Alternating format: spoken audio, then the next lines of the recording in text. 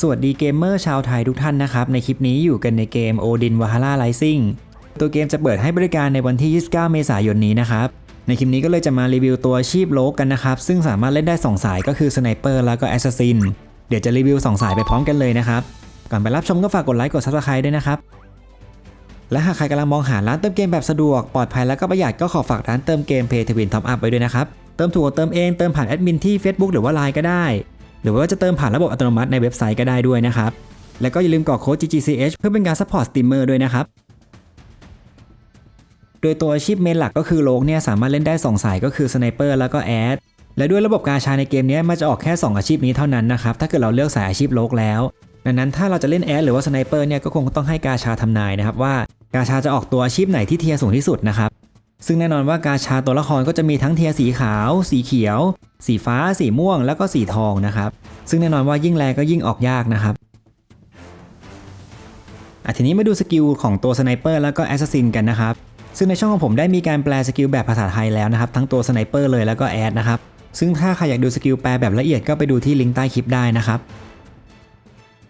สำหรับสกิลผมจะพูดคร่าวๆแล้วกันเอาที่เป็นจุดเด่นของแต่ละอาชีพนะครับเริ่มต้นกันที่อาชีพสไนเปอร์โดยตัวสไนแล้วก็แอดจะมีสกิลบัฟหลบหลีกทั้งคู่เลยก็คือสกิลที่ชื่อว่า Invasion Focus นะครับที่เลเวลแรกมันจะเพิ่มค่าหลบหลีกเพียงแค่5แต้มเท่านั้นนะครับแต่ว่าบัฟเนี่ยค่อนข้างนานก็คือ72วินาทีนั่นแปลว่าตัวสไนกับแอดเนี่ยเล่นค่าหลบหลีกสูงๆน่าจะดีนะครับให้ตัวละครฝั่งศัตรูเนี่ยตีเราไม่โดนสำหรับสไนก็จะมีคอลแลบสกิลที่ใช้ร่วมกับสกิลเพิ่มบัฟค่าหลบหลีกก็คือสกิลนี้นะครับจะเป็นการเพิ่มความเร็วในการโจมตีเพิ่มขึ้น 10% 70 วินาทีที่เลเวลแรกนะครับเลยทำให้ตัวสไนเนี่ยเป็นอาชีพที่ตีไกลด้วยแล้วก็ตีเร็วด้วยแถมสามารถติดคริติคอลได้ด้วยนะครับอีกหนึ่งสกิลที่ผมมองว่าดีก็คือ Poison Shot นะครับจะเป็นสกิลที่ทำให้เมื่อโจมตีใส่ศัตรูแล้วนะครับศัตรูเนี่ยจะติดพิษแล้วก็จะโดนดาเมจต่อเนื่องเป็นเวลา4วิแล้วก็ตัวศัตรูนี่จะเดินช้าลงด้วย 30% นะครับก็คือทำให้สไนเนี่ยสามารถไล่ฆ่าศัตรูได้ง่ายขึ้นนะครับเนื่องจากว่าศัตรูเนี่ยจะเดินช้าลงซึ่งเราก็สามารถต่อดาเมจด้วย Collapse Skill ได้ก็คือ Triple Shot นะครับ Triple Shot จะมีดาเมจที่สูงกว่า Poison Shot จะมีดาเมจเพิ่มขึ้นเป็น 300% แต่ที่เด็ดกว่า Triple Shot ก็คือสกิลนี้นะครับจะเป็น Collapse Skill เช่นเดียวกันอันนี้จะสร้างดาเมจ 450% เลยครับแล้วก็สามารถ Life Steal ได้ด้วยก็คือสามารถดูดเลือดได้อย่างสกิลที่เลเวลแรกก็จะดูดแค่ 8% นะครับนั่นแปลว่าสกิลนี้ดาเมจแรงด้วยแล้วก็สามารถดูดเลือดได้ด้วยอีกสกิลที่น่าสนใจก็คือ Binding Shot นะครับจะเป็นการโจมตีและทำให้ศัตรูเนี่ยเคลื่อนที่ไม่ได้เป็นเวลา3วินาทีซึ่งก็จะเน้นใช้สกิลนี้กับสายโจมตีระยะใกล้ครับเขาจะได้เข้าหาประชิดตัวเราไม่ได้ทีนี้มาดูอีกหนึ่งสกิลที่เป็นคอลแลบของตัว Binding Shot ก็คือ Time Bomb นะครับอันนี้จะเป็นสกิลหมู่ที่เอาไว้วางกับดักระเบิดครับแต่มีข้อเสียอย่างหนึ่งก็คือมันเป็นสกิลที่โจมตีค่อนข้างใกล้ดาเมจก็พอใช้ได้แล้วก็มีสาระสตันด้วยครับทำให้เป้าหมายเนี่ยทำอะไรไม่ได้เลยซึ่งพอเป้าหมายสตันเนี่ยเราจะโจมตีแรงขึ้นด้วยครับถ้าเกิดเรามีพาสซีฟที่ตีเป้าหมายสตันแรงขึ้นซึ่งเจ้าตัวพาสซีฟนั้นเนี่ยก็โจมตีกับเป้าหมายที่ติดสโลว์ได้ด้วยนะครับก็จะมี1สกิลที่ติดสโลว์นอกจากสกิล Poison Shot ก็คือ Arrow Shower สกิลนี้จะเป็นโจมตีหมู่ด้วยนะครับจะเป็นการสร้างดาเมจที่รุนแรงใช้ได้เลยนะครับ 450% แล้วก็จะทำให้ศัตรูเนี่ยติดสโลว์3วินาทีอีกหนึ่งสกิลที่ผมมองว่าดีมากๆกับสายหลบหลีกก็คือสกิล Target Shot อันนี้นะครับโจมตีดาเมจไม่ได้สูงมากแต่ว่าจะมีดีบัฟทำให้เป้าหมายเนี่ยมีความแม่นยำลดลง4วินาทีนะครับซึ่งพอสมมติว่าศัตรูเจอเรา1 ต่อ 1นี่นะครับเราจะได้เปรียบเนื่องจากว่าเราเป็นสายหลบหลีกแต่ถ้าศัตรูติดดีบัฟลดแม่นเนี่ยเขาก็จะมีโอกาสตีเราไม่โดนสูงขึ้นนะครับอีกหนึ่งสกิลที่ต้องรอเลเวล55เลยนะครับก็คือ Phantom Shot สกิลนี้จะมีดาเมจที่ค่อนข้างสูงนะครับ 550% เลยที่เลเวลแรกแล้วก็จะมีบัฟทำให้เราเนี่ยเป็นอมตะ3วินาทีด้วยนะครับเอาไว้ใช้เพื่อสร้างดาเมจแล้วก็เอาตัวรอดแต่ว่าคูลดาวน์ค่อนข้างนานนะครับ50วินาทีเลยนะครั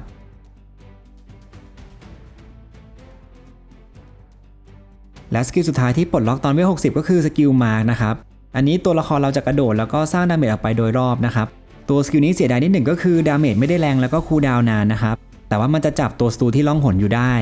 แล้วถ้าหากเป้าหมายโดนมาร์กก็จะโดนดาเมจแรงขึ้นเป็นเวลา10วินาทีนะครับแล้วก็ไม่สามารถทำอะไรได้2วินาทีเหมือนเป็นสกิลที่เอาไว้ดีบัฟใส่ศัตรูซะมากกว่านะครั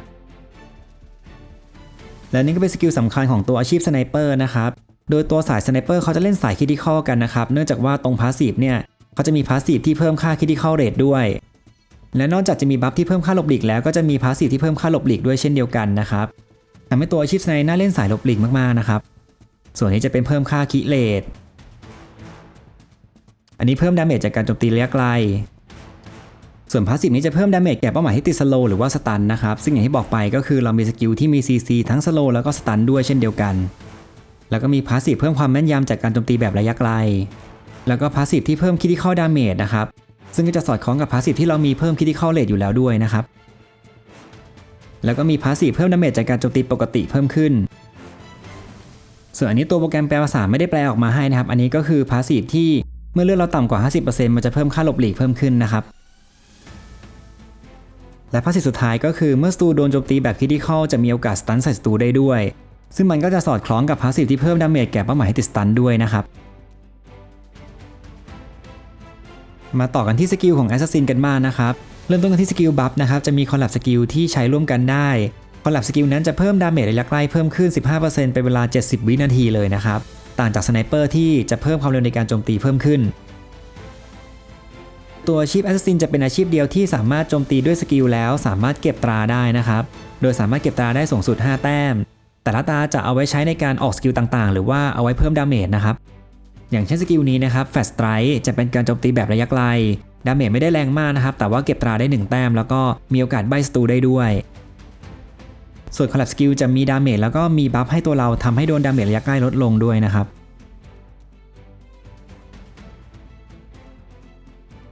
โดยในบางสกิลนะครับจะโจมตีแล้วก็ได้ตราแค่แต้มเดียวเท่านั้นอย่างสกิลนี้ซีลอิมพรินต์ดาเมจ 300% แล้วก็เก็บตราได้1แต้มแต่ถ้ามีคอลแลบสกิลนะครับจะเป็นดับเบิลอิมพรินต์ก็คือสร้างดาเมจแล้วก็เก็บตราได้2แต้มเลยนะครับซึ่งตราให้เราได้มาจะเอาไว้ใช้ในการออกสกิลนะครับอย่างเช่นสกิลนี้ซีลบลัสจะเป็นการใช้ตรา3แต้มแล้วก็ระเบิดดาเมจใส่ศัตรูนะครับซึ่งมันจะมีเอฟเฟกต์สตันใส่ศัตรูด้วย 2.5 วินาที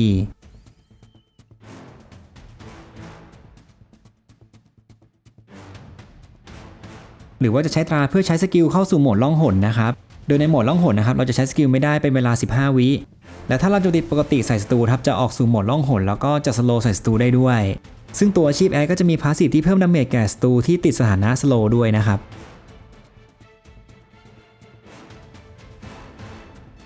นอกจากนี้ตอนเลเวล50ก็มีสกิลที่โจมตีแล้วทำให้ศัตรูเนี่ยติดสถานะลดแม่นด้วยนะครับเป็นเวลา4วินาที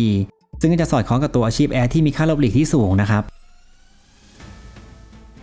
แล้วก็สกิลนี้ตอนเลเวล53นะครับ Dagger Throw จะเป็นการปามีดแล้วก็มีดีบัฟเยอะมากๆเลยนะครับเอาไว้ล็อกศัตรูแล้วก็พุ่งเข้าไปโจมตีระยะใกล้ซึ่งก็จะมีทั้งสถานะติดโซ่ครับทำให้มีโอกาสเคลื่อนที่ไม่ได้2วิแล้วก็มีสถานะสโลที่ทำให้เคลื่อนที่ได้ช้าลง 40% 4 วินาทีนะครับพอศัตรูติดสโลก็โดนพาสซีฟตีแรงขึ้นอีกนะครับส่วนสกิลเลเวล15จะเป็นสกิลดาเมจหลักเลยนะครับก็คือตัวสกิลนี้จะใช้ตราทั้งหมดที่เรามีเพื่อบูสต์ดาเมจเพิ่มขึ้นนะครับดาเมจตั้งต้นจะอยู่ที่ 550% นะครับแล้วก็จะเพิ่มดาเมจตามตราที่เรามีนะครับตราละ 50% แล้วก็สกิลนี้ยังมีข้อดีอย่างหนึ่งก็คือสามารถดูดเลือดได้ด้วย 20% ของดาเมจนะครับดาเมจก็แรงแถมดูดเลือดเยอะด้วย 20% เลยนะครับที่เลเวลแรกและสกิลเลเวล10ที่เป็นเอกลักษณ์ของตัวอาชีพแอดเลยก็คือสามารถสร้างร่างโคลนได้นะครับและในการโจมตีจะทำให้ศัตรูเนี่ยติดเลือดไหลได้ด้วยนะครับซึ่งสถานะนี้ปวดมากๆก็คือจะโดนดาเมจต่อเนื่องแล้วก็ลดต้านคิลง 30% ด้วยซึ่งดีมากๆเนื่องจากว่าตัวอาชีพแอดเนี่ยมันเน้นคริติคอลด้วยเช่นเดียวกันเหมือนกับตัวสไนเปอร์แต่ว่าตัวอาชีพแอดเนี่ยไม่มีสกิลที่ลดต้านคิด้วยสไนเปอร์ไม่มีลดต้านคินะครับส่วนพาสซีฟก็จะคล้ายสไนเลยครับมีทั้งเพิ่มหลบหลีกเพิ่มคิเรทแล้วก็เพิ่มคริติคอลดาเมจนะครับและถ้าศัตรูติดสโลว์สตันก็จะโดนดาเมจแรงขึ้นด้วยจากพาสซีฟนี้พาสซีฟอีกอันหนึ่งที่เด่นมากก็คือยิ่งเรามีตราที่เยอะก็ยิ่งเพิ่มดาเมจเพิ่มขึ้นด้วยนะครับโดยจะเพิ่มดาเมจระยะใกล้เพิ่มขึ้น 5% แล้วก็มีพาสซีฟที่ตัวละครเนี่ยถ้าเกิดมีเลือดมากกว่า 90% ก็จะเพิ่มดาเมจด้วยนะครับพาสซีฟเด่นอีกหนึ่งอันของตัวอาชีพแอดก็คือเมื่อเราสามารถสังหารผู้เล่นได้จะมีโอกาสในการลดคูลดาวน์สกิล3วินาทีนะครับก็คือถ้าดาเมจเราแรงมากแบบต่านเนี่ยฆ่าคนได้เยอะก็ยิ่งมีโอกาสลดคูลดาวน์สกิลได้เยอะนะครับและนอกจากนี้ถ้าเกิดเราโจมตีติดคีย์บ่อยๆนะครับก็จะมีโอกาสที่จะฟื้นฟูเลือดด้วยนั่นเองนะครับเรามาสรุปอีกทีนะครับสำหรับตัวสไนเปอร์หรือว่าแอสซินเนี่ยนะครับพาสซีฟส่วนใหญ่จะเน้นไปที่การโจมตีเป็นหลักนะครับจะมี1พาสซีฟที่ตัวอาชีพนี้ไม่มีก็คือต้านทานสถานะผิดปกติทำให้ถ้าไปเจออาชีพที่มี CC เยอะนะครับก็จะค่อนข้างแพ้ทางแต่อะไรก็ตามถ้าเกิดเราเป็นตัวที่มีค่าหลบหลีกเยอะถ้าเกิดฝ่ายตรงข้ามสกิลไม่โดนเราก็ไม่โดน CC เช่นเดียวกันนะครับส่วนสกิลโจมตีก็จะมีจุดด้อยนิดหนึ่งก็คือสกิลหมู่ไม่ค่อยมีสักเท่าไหร่นะครับ เวลาไปลงดันแล้วต้องเคลียร์มอนเยอะๆเนี่ยอาจจะมีความลำบากในการเคลียร์มอนนะครับในส่วนของการฟาร์มต่างๆเนี่ยตัวอาชีพนี้จะไม่ค่อยมีปัญหาเรื่อง MP เท่าไหร่นะครับเนื่องจากว่าสกิลแต่ละอันเนี่ยจะใช้ MP ไม่ได้เยอะมากแต่อะไรก็ตามก็สามารถหาออฟมานารีเจนเพื่อเผื่อไว้ใช้ในอนาคตได้นะครับเพราะว่าสกิลสูงเนี่ยจะเริ่มใช้มานาที่เยอะขึ้นปัญหาหลักก็คือเรื่องของความแม่นยำซะมากกว่านะครับลองดูในคลิปก็คืออันนี้จะเป็นเมืองโยธันฮามและมอนเตอร์เราจะเริ่มตีไม่ค่อยโดนแล้วนะครับจะมีคำว่ามิสขึ้นบ่อยมากซึ่งตัวที่ผมรีวิวอยู่เนี่ยมันเป็นตัวสายฟรีไม่ได้ทำออฟความแม่นยำไม่ได้ฝากของที่เพิ่มความแม่นยำเลยนะฮะก็เลยทำให้ตีไม่ค่อยโดนนะครับส่วนมานารีเจนของตัวนี้อยู่ที่18นะครับก็จะเห็นว่าตัวมานาเนี่ยแทบจะไม่ลดเลยซึ่งตัวละครเนี่ยผมก็ใส่สกิลโจมตีครบทั้งหมดด้วยนะครับก็เห็นว่าตัวมานาเนี่ยไม่ค่อยมีปัญหามากนักต่อมาจะเป็นการแนะนำออฟเอนชาร์ที่น่าสนใจสำหรับตัวอาชีพสไนแล้วก็แอดนะครับสำหรับตัวออฟอาวุธนะครับจะมีออฟที่น่าสนใจของตัวอาชีพนี้ก็คือ ADK Critical Rate ความแม่นยำแล้วก็ Attack Speed นะครับความแม่นยำก็สำคัญเนื่องจากว่าเดี๋ยวตอนที่เราเปลี่ยนเมืองจากมิดการ์ดไปเป็นโยธันฮามเนี่ยจะเริ่มตีมอนไม่ค่อยโดนแล้วนะครับส่วนออฟเครื่องป้องกันเช่นหัวเกราะปลอกแขนแล้วก็รองเท้านี้นะครับจะเน้นไปที่ออฟ MP Regen เป็นออฟเบื้องต้นที่เอาไว้ฟาร์มกับมอนเตอร์นะครับก็คือเราจะได้ฟื้นคืน MP ได้เร็วยิ่งขึ้นแต่ถ้าออฟ MP Regen ไม่ติดสักทีครับก็ใช้พวก HP Regen ไปก่อนหรือว่าใช้ค่าดอทก็ได้นะครับแต่ข้อเสียของหลบหลีกดอทเนี่ยก็คือมันจะแบ่ง3ประเภทมีทั้งมีลีดอทก็คือหลบหลีกระยะใกล้เลนจ์ดอทก็คือหลบหลีกแบบระยะไกลแล้วก็เมจิกดอทก็คือหลบหลีกเวทซึ่งเราเลือกได้แค่แดน1เท่านั้นนะครับหรืออีกออฟหนึ่งที่ดีเหมือนกันก็คือ Debuff Resist นะครับก็เอาไว้ต้านทานสถานะผิดปกติเพราะว่าตัวชีพสไนแล้วก็ตัวแอดเนี่ยไม่มีพาสซีฟต้านทานสถานะผิดปกติเลยนะครับส่วนออฟเครื่องประดับต่างๆนะครับเบื้องต้นก็เน้นไปที่พลังโจมตีกายภาพหรือเอาโบนัส EXP ก็ได้โบนัสโกก็ได้นะครับเพราะว่าโบนัสโกเนี่ยจะต้องใช้ตังค์ในการซื้อสกิลต่างๆด้วยซึ่งใช้ตังค์เยอะมากแล้วก็ออฟลดคูลดาวน์ครับเอาไว้วนสกิลได้เร็วยิ่งขึ้นโดยเฉพาะอาชีพแอดที่ต้องลดคูลดาวน์เยอะหน่อยเพราะต้องใช้สกิลบ่อยๆเพื่อเก็บตรานะครับต่อมาเป็นคำแนะนำในการหาอุปกรณ์ไปฝากสมุดนะครับซึ่งอุปกรณ์แต่ละชนิดก็สามารถซื้อจากตลาดกลางก็ได้หรือว่าจะไปดรอปจากมอนเตอร์ก็ได้นะครับค่าที่แนะนำในการฝากสมุดก็คือค่า accuracy หรือว่าความแม่นยำนะครับเพราะว่าเดี๋ยวตอนที่เราเปลี่ยนเมืองต่างๆเนี่ยมอนเตอร์จะมีค่าหลบหลีกที่สูงขึ้นเราก็ต้องเพิ่มความแม่นยำจากส่วนนี้นะฮะรองลงมาก็จะเป็นพวกค่า critical rate ค่า ADK หรือว่าค่า skill damage นะครับ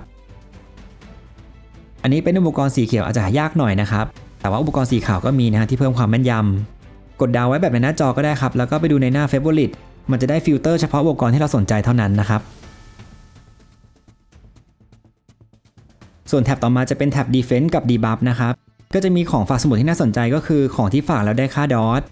ก็คือค่าหลบหลีกครับจะมีแบ่งหลายแบบเลยทั้งดอทปกติก็คือดอทได้หมดแล้วก็ดอทที่เน้นไปที่มีลีก็คือระยะใกล้เลนส์ก็คือระยะไกลแล้วก็เมจิกก็คือเวทนะครับแล้วก็ลองหาพวกโกโบนัส XP โบนัสแล้วก็มูฟเมนต์สปีดดูนะครับเราจะได้มีเงินไปซื้อสกิลซื้อยาหรือว่าเดินเร็วขึ้นเอาไว้เอาตัวรอดได้ง่ายขึ้นด้วยนะครับ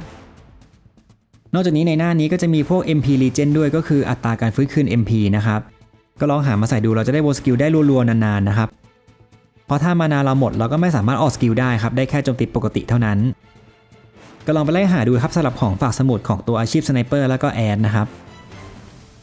ท้ายก็พามาดูกาชาตัวละครท็อป3ของแต่ละสีแล้วก็แต่ละอาชีพนะครับยิ่งตัวละครมีเทียร์สูงก็ยิ่งมีความเร็วในการโจมตีแล้วก็ไล่สกิลได้เร็วยิ่งขึ้นแถมมีสเตตัสผู้พลังโจมตีพลังป้องกันความแม่นแล้วก็ค่าหลบหลีกที่สูงด้วยนะครับแถมพวกตัวละครเทียร์สีม่วงขึ้นไปก็จะมีออฟพิเศษด้วยนะครับในส่วนของตัวละครเทียร์สีแดงเราข้ามไปก่อนละกันครับมันอาจจะยากเกินไปเราลองมาดูสีทองกันนะฮะตัวสไนท็อป3ตัวแรกก็จะมีตัวนี้นะครับจะมีเอฟเฟกต์ all damage แล้วก็ critical rate เพิ่มขึ้นท็อป2ก็จะเป็นตัวละครสีทองน้ำเงินนะครับจะมีออฟ skill damage แล้วก็ all damage เพิ่มขึ้นส่วนท็อป3ก็จะเป็นตัวสีทองเทาๆนะครับจะมีออฟพิเศษก็คือเพิ่มอัตราดีบัฟใส่ศัตรูแล้วก็ PVP damage เพิ่มขึ้นส่วนอาชีพแอดเทียร์สีทองนะครับท็อป1ก็คือตัวนี้นะฮะจะมีเอฟเฟกต์เพิ่ม all damage แล้วก็เพิ่มอัตรา critical ท็อป2ก็จะเป็นตัวนี้นะครับเป็นสีเทาๆหน่อยจะเพิ่ม skill damage แล้วก็ PVP damage ส่วนท็อป3จะเป็นตัวสีแดงๆทองๆนะครับมีเพิ่มอัตราติดดีบัฟแล้วก็เพิ่ม PVP damageเราลองมาดูเทียร์สีม่วงกันบ้างนะครับของสไนเปอร์ท็อป1ก็จะเป็นตัวนี้นะครับที่เพิ่มเอาดาเมจ 3% ท็อป2ก็จะเป็นตัวสีเงินฟ้าๆนะครับจะมีเพิ่มอัตรา critical damage ส่วนท็อป3ก็จะเป็นตัวนี้นะครับที่เพิ่ม debuff hit ส่วนอาชีพแอดเทียร์สีม่วงก็จะเป็นตัวนี้นะครับจะเพิ่มเอาดาเมจ 3% ท็อป2ก็จะเพิ่ม Critical Damage 7% และท็อป3ก็จะเพิ่ม Debuff Hit 2% นะครับซึ่งถ้าผมจะไม่ผิดตัวเทียร์สีม่วงมันจะมีแจก1ตัวตอนเวล60กว่าๆนะครับใครที่เล่นเป็นสายฟรีหรือสายเติมน้อยโอกาสในการสุ่มกาชาไม่เยอะก็เล่นเทียร์สีฟ้าสีเขียวไปก่อนก็ได้แต่เทียร์พวกนี้มันจะไม่มีออฟพิเศษด้านซ้ายล่างนะครับและนี่เป็นคำแนะนำในการเล่นตัวอาชีพโลนะครับซึ่งสามารถแบ่งไปเล่นได้2สายก็คือสไนเปอร์หรือว่าแอสซัสซินก็หวังว่าในคลิปนี้จะเป็นประโยชน์กับคุณผู้ชมทุกท่านนะครับยังไงก็ฝากกดไลค์และกด Subscribe ช่อง Ginger Channel ด้วยนะครับแล้วเจอกันใหม่ในคลิปหน้าสวัสดีครับ